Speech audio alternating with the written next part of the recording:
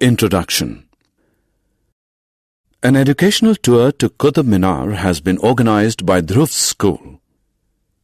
The history teacher, Lata ma'am, takes the students around and tells them interesting details about the monument. Their attention is diverted by the laughter of some boys from another school. They turn around and find them scribbling their names on the walls around. Lata ma'am tells them that such monuments are public property. As citizens of India, it is our responsibility to protect them. So it is no good writing on them. Let us learn more about properties in this lesson. Objectives. At the end of this lesson, you'll be able to define property, differentiate between public and private property, state the importance of conservation of property.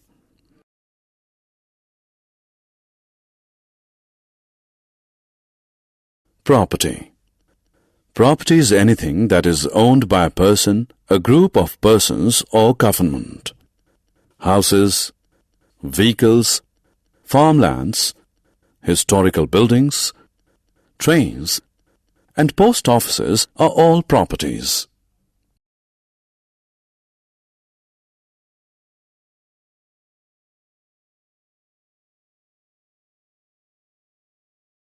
Private property.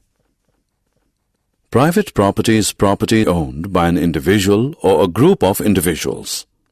For example, furniture, car, house, land, and jewelry are all private properties because they are owned by a single individual or a group of individuals. The owner of a private property can exchange, sell, or even destroy his property.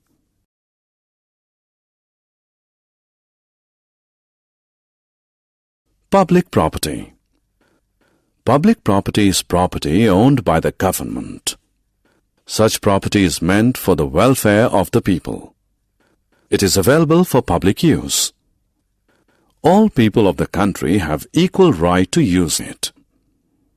Public parks, trains, post offices, roads, public schools, public colleges, and government hospitals are all public properties. Since public property is owned by the government can sell, exchange, or destroy it. Importance of private property. Ownership of property improves the social status of an individual. Private property can be exchanged for money in case of emergencies. Importance of public property. Public properties like parks, hospitals, roads, railway stations, etc. are for public welfare. They provide comfort and convenience to the public. Some public properties like historical monuments showcase the glorious history of a country. They are the pride of a nation.